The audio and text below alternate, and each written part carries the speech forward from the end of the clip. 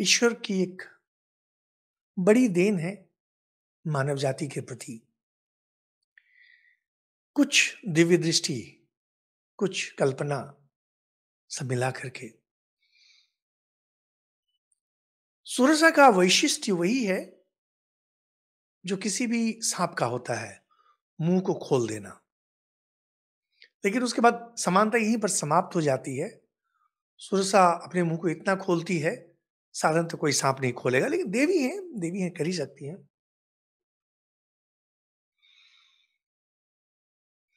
इंद्र कहते हैं, अयम वातात्मजः श्रीमान प्लवते सागरोपरि। हे देवी, स्वर्ग से देवी देख रही है सुरसा।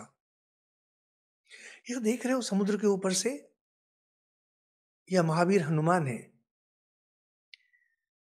तुम 2 घड़ी के लिए थोड़ा विघ्न डाल दो तो हम लोग थोड़ी परीक्षा लेना चाहते हैं।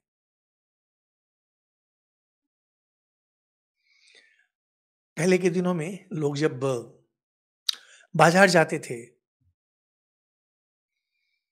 कोई हड़िया खरीदनी हो, सुराही खरीदनी हो, तो उसे बजा करके देखते थे टंग टंग आवाज हो रही है कि नहीं।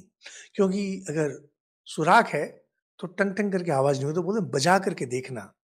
फिर सिक्के को बजा के देखते थे। मैं किसी चीज में अपने आप को लगा रहा हूं, धन व्यय कर रहा हूं, या अपने मन को मैं वहां डाल रहा हूं, तो उसको तो देखना पड़ेगा ना, सामान ठीक है कि नहीं। इंद्रादि देवता के मन में ये जो महावीर हनुमान जा रहे हैं, कर सकेंगे कि नहीं, मन में एक कौतूहल है। तो कहते हैं कि तुम एक राक्षसी का रूप आप धारण कर लें, सुरसा को कहते हैं, और विशाल पर्वत के समान, और मुंह अपना विकट बनाओ बहुत बड़ा सा। हम लोग महावीर हनुमान की परीक्षा लेना चाहते हैं, देखना चाहते हैं कि इनमें बल, पराक्रम, पराक्रम है जय करने की इच्छा, और बल है जिस शक्ति को लगाया जाता है काम में। तो कभी कभी लोगों को बल रहता है लेकिन पराक्रम नहीं रहता है। तो कहते हैं कि दोनों चीज को देखना है, इनमें है या नहीं है। या तो तुम्हें जीत लेंगे ये, या विषाद में पड़ जाएंगे। हम लोग को बात समझ में आ जाएगी, इनसे ये होने वाला है कि नहीं। यह बहुत पुराना प्रश्न है कि देखते हैं इनसे होगा कि नहीं, कुछ होने जाने वाला भी है कि नहीं। बस समुद्र के बीच में सुरसा खड़ी हो गई, विकराल मुंह,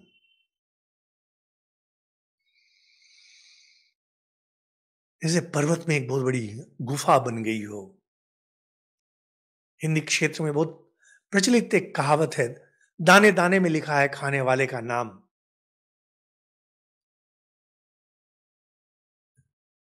तो हे कपि श्रेष्ठ, देवताओं ने तुम्हारे ऊपर मेरा नाम लिख दिया है,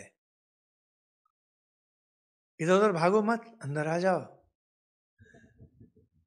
क्योंकि खाऊंगी मैं तुम्हें।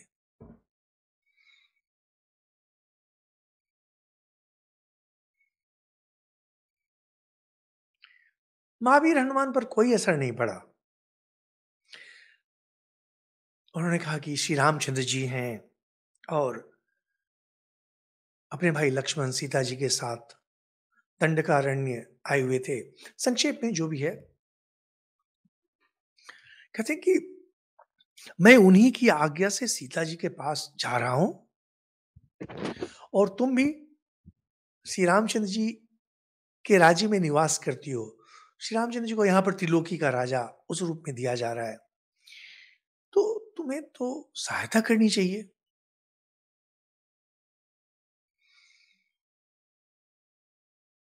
और अगर तुम सहायता नहीं करना चाहती हो कि मुझे खाओगी ही खाओगी, मुझे कोई आपत्ति नहीं है।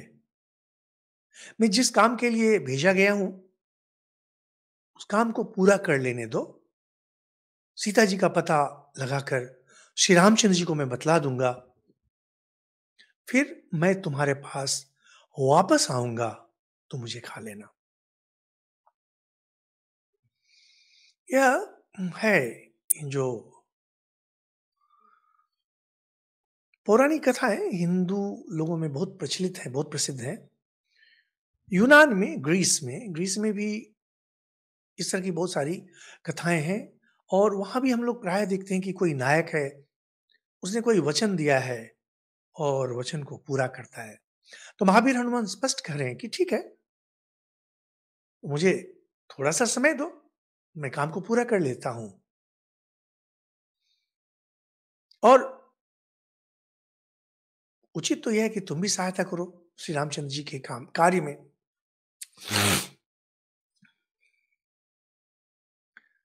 सुरसा, वाल्मीकि जी वर्णन करते हैं, एवं मुक्ता हनुमता सुरसा काम रूपिणी। काम रूपिणी यह एक बहुत प्रचलित शब्द है, जो वाल्मीकि जी भी व्यवहार करते हैं, और महाभारत में भी यह शब्द आता है। और पहले हम लोगों ने देखा कि कैसे शूर्पणखा के नाम में भी काम रूपिणी, जो इच्छानुसार रूप धारण कर ले। कहने की बात, मुझे यह वर मिला है, मुझे लांग कर कोई पार नहीं कर सकता। ओ छोड़ो, श्री राम जी को छोड़ो, मुझे कोई मतलब नहीं है, अंदर घुसो। उद्देश्य लेकिन सुरसा का जरा भी नहीं था कि हनुमान जी को खाएंगे, परीक्षा लेनी थी।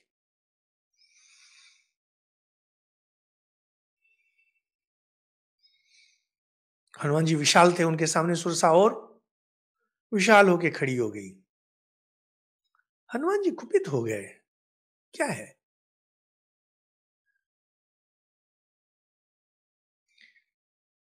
कोई युक्ति संगत बात इसे समझ में नहीं आती है। सुरसा प्रसंग मेरा बहुत बहुत ही प्रिय प्रसंग है। हाँ, आगे आगे हम लोग और भी देखेंगे क्यों। हनुमान जी कहते हैं, तुम बढ़ा लो, अपना मुंह बढ़ा लो जितना बढ़ाना है, और देखें मेरा भार सह सकती हो या नहीं, तुम में शक्ति है कि नहीं कि मेरे भार को सह लो। यह है, ये जो आजकल देखेंगे बहुत प्रचलित है, power of positive thinking, management. कितने सारे मैनेजमेंट कॉलेज चारों तरफ खुल रहे हैं, सबको ही सिखा रहे हैं कि कैसे करना चाहिए, दूसरे का पैसा कैसे लूट लेना चाहिए, उसके पॉकेट में जो है उसको अपने पॉकेट में कैसे ले लिया जाए। कोई यह नहीं सिखाता है कि अपनी इतनी शक्ति बढ़ाओ, इतनी शक्ति बढ़ाओ कि अगर कोई तुम्हारे सामने खड़े हो जाए तो बोलो, आजा भाई, आजमा ले, आजमा ले। अगर राम कथा से कोई सीख आप लेना चाहें, यह सीख, कुरु वै वक्त्रम ये न मांग हुई सहिष्यसी। बढ़ाओ अपने मुंह को।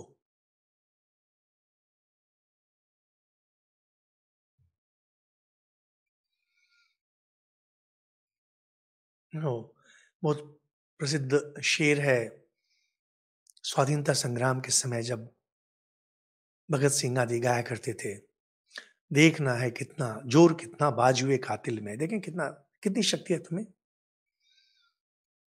ठीक है, देखें, व्यक्तित्व ऐसा होना चाहिए, शक्ति इतनी होनी चाहिए, लेने का दम है ना।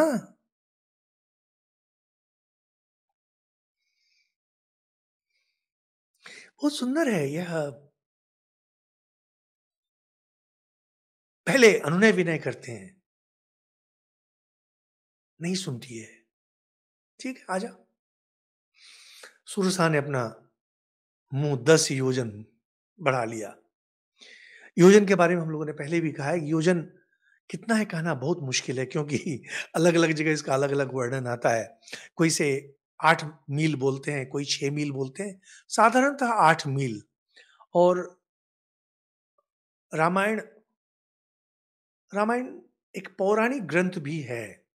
तो पौराणिक ग्रंथ की विशेषता होती है कि कल्पना की उड़ान को स्वाधीन छोड़ दिया जाता है। अब अगर 10 योजन है, अब ये सब लोग देखेंगे, सुरसा जितना मुंह बड़ा करती है उतने में तो हनुमान लंका ही पहुंच जाएंगे। तो हनुमान जी भी 10 योजन के बड़े हो गए। योग शक्ति थी। फिर 20, फिर 30, और फिर 40, 50, 70, और सुरसा ने अब 100 योजन। फिर यहां ध्यान रहे, समुद्र जो है पहले 100 योजन बतलाया गया है, इतने में तो सुरसा वहीं पहुंच जाएगी। इसलिए कुछ कुछ पंडित कहते हैं कि यह प्रक्षिप्त है, बाद में जोड़ा गया है। खैर, हम लोग को क्या मतलब है, जैसा हम लोग के पास मिला है उसी के अनुसार हम लोग पढ़ते हैं। तो बस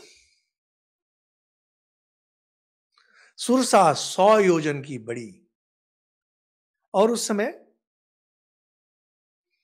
महावीर हनुमान 90 योजन के।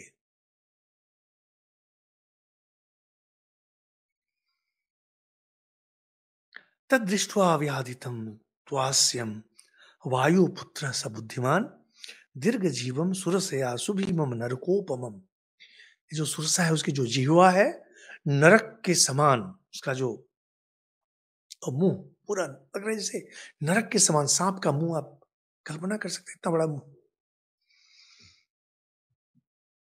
महावीर हनुमान तुरंत अपने को बिल्कुल छोटा कर लिए, मक्खी के समान सीधे उसके मुंह में घुस गए, और जब तक वह मुंह बंद करे वहां से निकल के चले आए।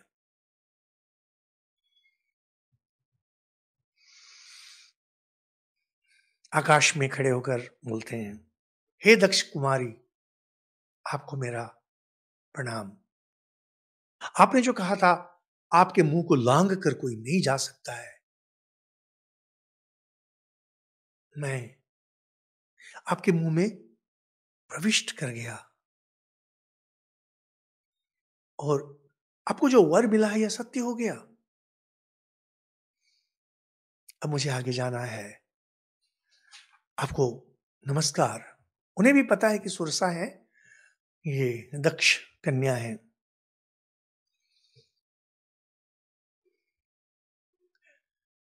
सुरसा बहुत प्रसन्न हो गई देख करके, और तुरंत अपने असली रूप में, देवी के रूप में सामने आ गई।